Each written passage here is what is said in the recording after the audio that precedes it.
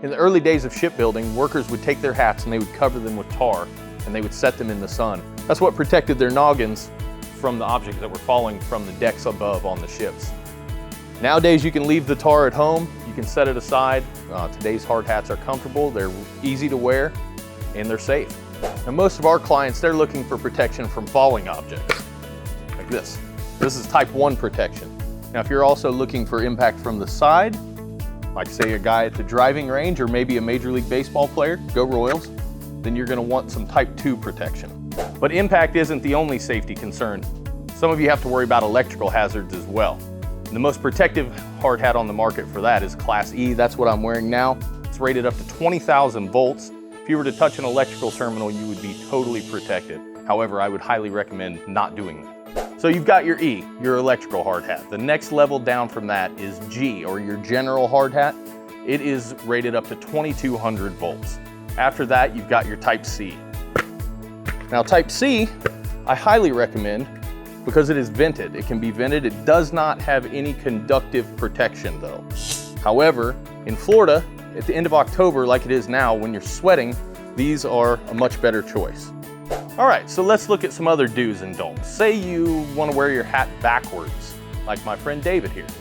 So if you want to flip it around, perfectly fine, as long as your hard hat has this little symbol right here that looks like they want you to recycle it.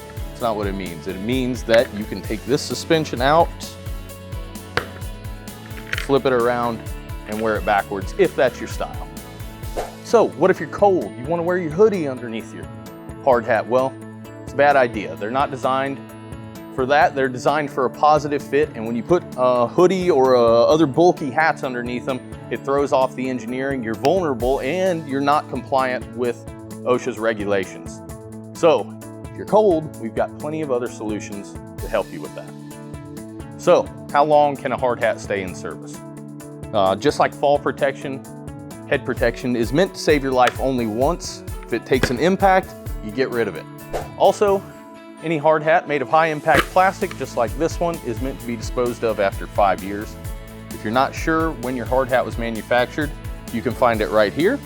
The year is printed on it, and there's an arrow that pointed to the date that it was made. So if your hard hat doesn't have that, you probably don't want to trust your melon to it. Last question, is it a good idea to have a pink hard hat around to give to a visitor or maybe a worker who forgot his hard hat?